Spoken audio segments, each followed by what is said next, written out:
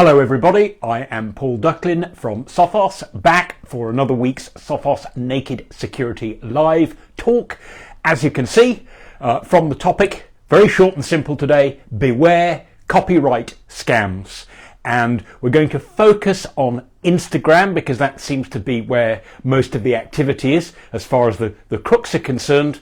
But what we're going to talk about today pretty much applies to any social networks where you publish stuff and other people are able to contest what you've done, maybe rightly or wrongly, for having done things like ripping off other people's work, publishing photographs without permission, violating community standards, publishing inappropriate material, or whatever. And anyone who's used social networks, and particularly if you rely on them, or maybe you generate money from them, or you're a business and you have social media sites that you actually use to engage with your customers, of course, you have a problem that you know that copyright infringement, it is a serious issue. It's sort of a civil matter between typically the complainer and the person who's complaining and you, and everyone knows that they kind of can't be ignored. If there's a genuine complaint and somebody feels aggrieved, if they're wrong, you have to prove they're wrong, and then the whole thing goes away, or you agree to remove the material. But what you can't do is ignore them, because then typically what will happen is social media platforms will go, okay, there was a challenge, it appears to stand up, nobody's come back to fight it, so we're going to remove the material. Or if this happens several times, of course what could happen is your account gets closed down. Now Instagram seems to be the social media service that the crooks love most for scams that say, hey, you've done something naughty on your account, fix it or else. You can imagine that's an excellent way, sadly, for crooks to get into blackmail or extortion. You have to do this or that or the other, because otherwise bad things will happen to your account. And of course, you have to do it quickly. So the time pressure that you're probably familiar with from email scams. Oh, there's something wrong with your bank account. You must act within 24 hours. Or there's a special survey offer. You can get a free iPhone, but only you must respond within the next 5 minutes. That time pressure, you know to ignore it for conventional scams. The problem is with things like copyright infringement notices, there are legalistic time limits. So you can see why the crooks love to use this as a vehicle. And this is not new. Here's an article. This is from one we published on Naked Security. If you want to go and find this gives you a very good idea. If you want to go and search for that, Instagram Phish poses as a copyright infringement notice. That one came by email. That, as you can see from the data, or if you can read that there, was back in 2019. And let's just go through the text of some of these. So the idea is the crooks are saying that somebody's complained about something, so that they're not telling you what it is. You know that this can happen, and obviously I presume the reason that the crooks particularly go after Instagram users is Instagram's all about photos, and there might be other people in the photograph or items in the photo that you're not sure about. It might be a photo that a friend said, oh yeah, sure, you can use it, and for all you know, maybe they've fallen out with you and they've changed your mind. They've changed their mind. So the idea that you kind of need to go and look, anyone who has had a copyright infringement notice knows that you have to do something about it. And anyone who's been kicked off a social media platform for whatever reason, rightly or wrongly, knows what an awful job it can be, what a hard job it can be to get back on under the account you had before. And if that was an account that's associated with your business, or that you actually use, if you're an influencer and use it to make money, or even if it's just a way you keep in touch with your friends and family, it's pretty bad to be cut off from that account and then have to spend ages trying to convince the powers that be that you hadn't done anything wrong all along. Now, the good news is that in many cases the crooks, if you're a native English speaker, you should spot that these crooks aren't as good at English as you might expect that the Facebooks, Instagrams, Twitters of the world might be. So here's an example. We've detected contents in your account that will violate copyright laws. Your account will be deactivated within 48 hours. This was a couple of years ago, unless you provide feedback, blah, blah, blah, blah, blah. So what they're saying is we respect copyright. We want to protect copyright. You have to react. And that's the general feeling, is that things like the DMCA, the Digital Millennium Copyright Act in the US, that is how it's implemented, that the person who runs the social media site will take the complaint and will relay it to you, and the idea is the parties have to sort it out, and there's a kind of time limit, and there are civil and criminal penalties if you don't apply. In particular, you kind of get kicked off your account, and good luck getting it back. Here's another example. This is one from our friends over at Which Magazine in the UK. This is one from last year. This is probably the best English language that we found. A copyright violation has been detected in a post on your account. Like, it's possible, right? Somebody could always complain. They might not like something you've quoted, or something in a picture, or a song you've sung. Crikey, there are cases of people getting into trouble for singing Happy Birthday. So there's always that wonder, I wonder what this might be, I better check. And there it is, if you don't react within,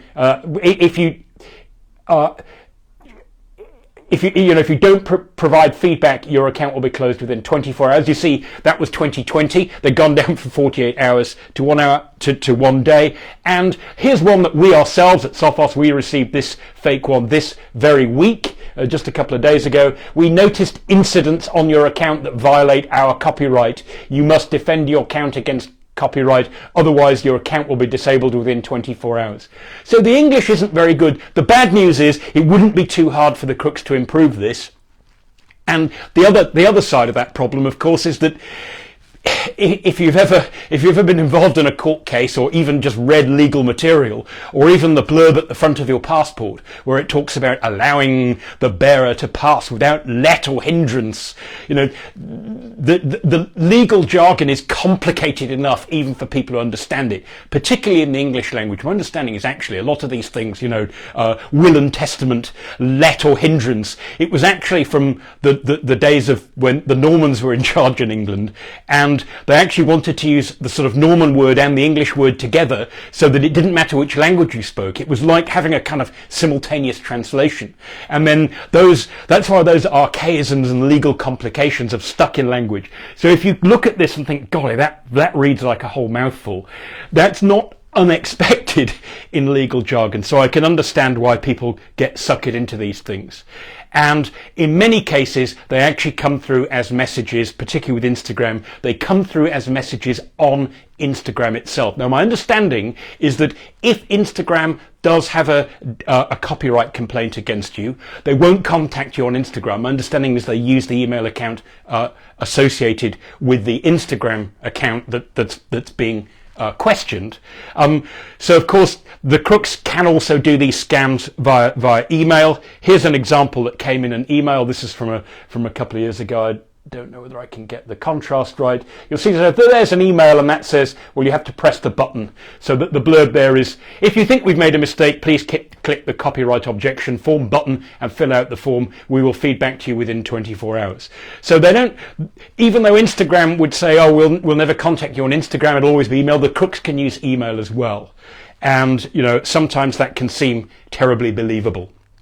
So one of the giveaways, often, particularly if the crooks contact you on Instagram, is they'll come up with an account name that has maybe the word Instagram in it, and if you report it, eventually Instagram will probably remove it. But here are the guys. I'll put the name up here. Here are the guys who contacted us. It says support team from @Instagram and @Facebook. That's just text, right? It's not actually those accounts. This is an automated message sent to you. If you have infringed copyright, you will receive a message. And then underneath it says, no posts yet from IG verified security. And so if you go and have a look at the account holder, you should, if you know your social media, you'll know that is a totally bogus account. They have 13,000 followers, but are following nobody and have not posted yet.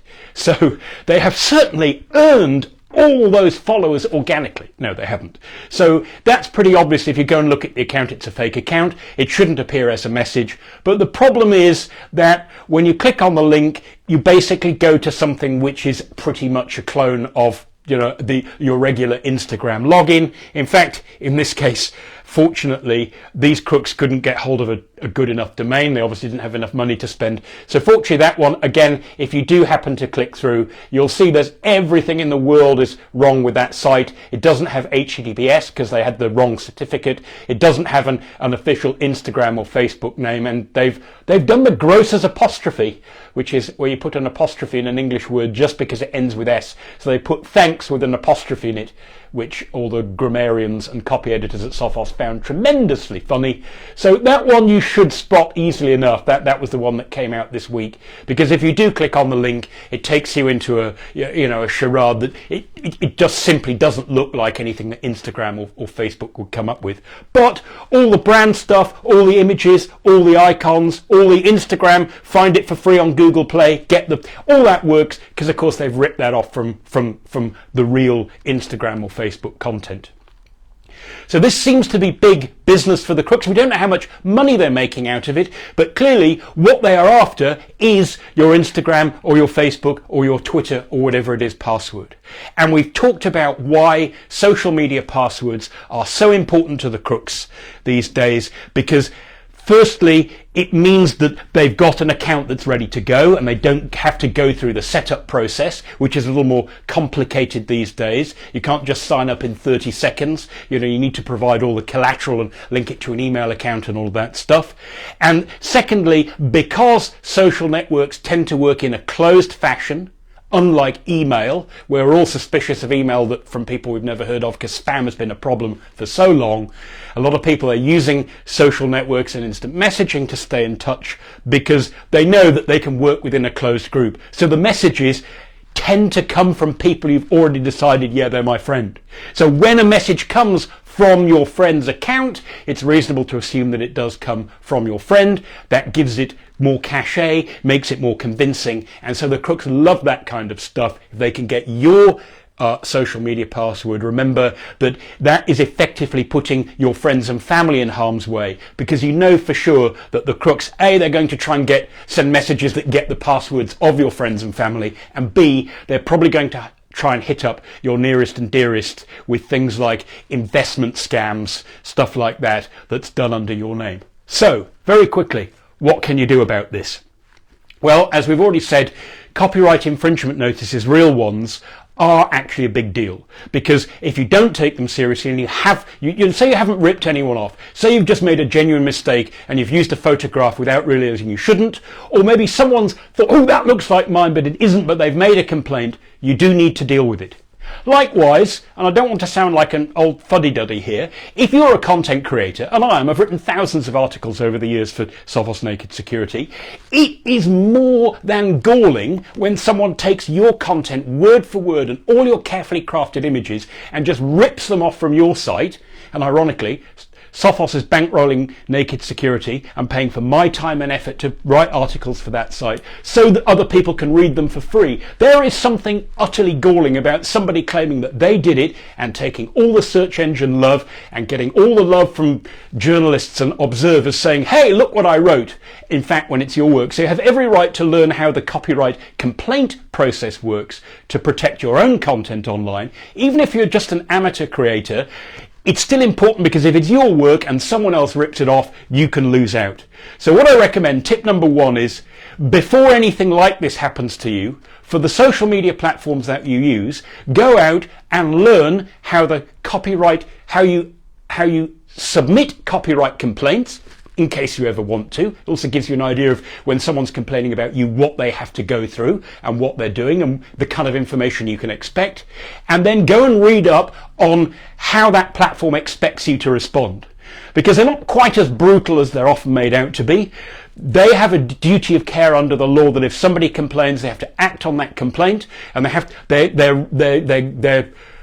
obligation, I believe, is to try and bring the sort of plaintiff and the defendant together to sort this stuff out. So learn how that process works by going and reading up on it. It's different for similar but different for every social media account. If you use your favorite search engine and find your way to the real site, Instagram.com, Facebook.com, Twitter.com, whatever they are, to the relevant pages, you will find that there's a wealth of information there about how the complaints process starts and what happens in the middle and how it finishes. And you also find advice on what to do if your account does get disabled or does get closed down temporarily, how to react. So go and read that stuff in advance, and you will be much better prepared to stop these scams, because it will be impossible for the crooks to follow exactly the procedure that the social network itself follows, because only they can act from their own legitimate domain names. The second tip is one that applies to absolutely every kind of phishing scam you get, that we have recommended over and over again, and it's very, very simple. If somebody sends you something which is either threatening, or this is going to happen, or this is a fantastic offer, or you need to act now, and there's a link in the email or the instant message or the Instagram post or whatever it is, don't use the link in the message, because you have no idea who sent it. If you think, well, I need to verify whether this is actually truthful, if it isn't truthful, then clicking the link is the worst thing you can do, because you're falling straight into the hands of the crooks.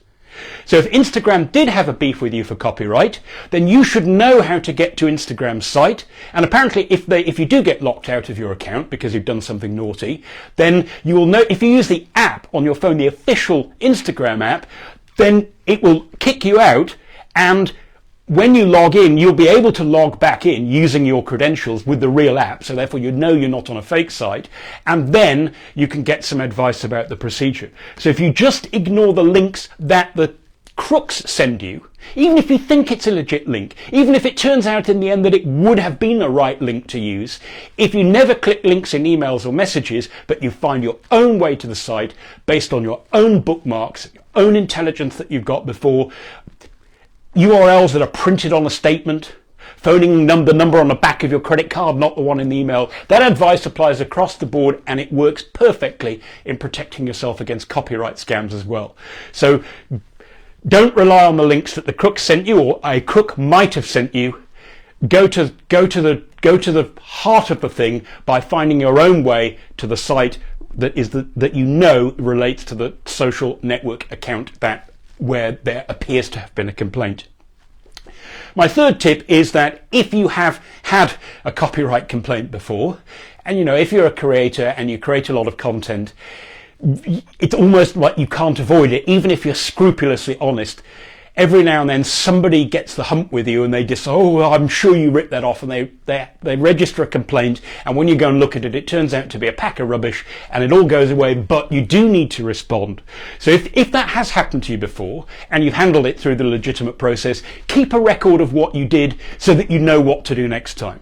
And if it hasn't happened to you, but you're big on social media and you have a genuine friend, someone that you know to whom it has happened, ask them what it looked like. Ask them for sample screenshots. Ask them what the process was, rather than waiting until it's too late and you're in a panic and relying on what the crooks have told you. And the fourth tip, which is slightly outside the scams that I've shown you, but it's sort of related, because we get a lot of these at Naked Security, is be very, very, very wary of attorneys or lawyers who contact you by email based on your social media profile, saying that they represent somebody who thinks you've ripped off material and they're there to help. Remember, in a recent Naked Security Live, we spoke about those beg bounty hunters, the guys who send you an email saying, hey, we found a bug on your website, because we're experienced hackers who've, working under a bug bounty program. If you send us money, we'll tell you what it is. And this is exactly the same thing, but for content creators. And like I said, we get an awful lot of those emails from, the people. They usually have just one name. So I can't remember if it was Jessica or Jacqueline or Josephine or something. Well, stop emailing us. It's really annoying. But this person, whoever they were, their argument is, I represent a bunch of customers. You've mentioned some of their material in your posts. They don't tell you which posts. Contact us and we can get this sorted out. Oh, by the way, it's too late to delete the material now, because that's the kind of line they take. Basically, those people are phishing, literally and figuratively, to try and reel you in so they can perhaps get you to buy a service that you do not want and you probably do not need. So be careful of those too. So very quickly to go through them, how to protect yourself from online copyright infringement scams, particularly designed to trick you out of your social networking passwords. 1, Learn what the process is, learn how copyright complaints work on the platforms you use and how you are expected to respond to them by using information on that social network now. Second tip, don't use links in messages where somebody says, there's a problem, if you need to click this link to resolve it. Don't do that. Find your own way to the site and you will avoid phishing. Even if the link was correct, it doesn't matter. If you find your own way there, you cannot be deluded by fake signposts along the way. Tip number 3 is talk to a friend who's done it before, if you can find one. So if you know somebody who's gone through a copyright infringement complaint, say on Instagram, Facebook, Twitter, whatever, and however it got resolved, they will be familiar with the process if they've gone through it. The first time's the worst time, so if you can take advantage of their knowledge, you will know what to look out for, and it should make it much easier to spot the scams. And lastly, if you get unsolicited messages from people offering to help you out with copyright problems that they think they have noticed on your site, that is just like those guys who are saying, I have found a bug in your software, send me money and I'll tell you what it is. It's extortion, it's blackmail, it's a scam. Don't go there. So thanks for listening, everybody, and I hope that you keep hold of your social media accounts and have all the fun that those can bring you. And until next time, stay secure.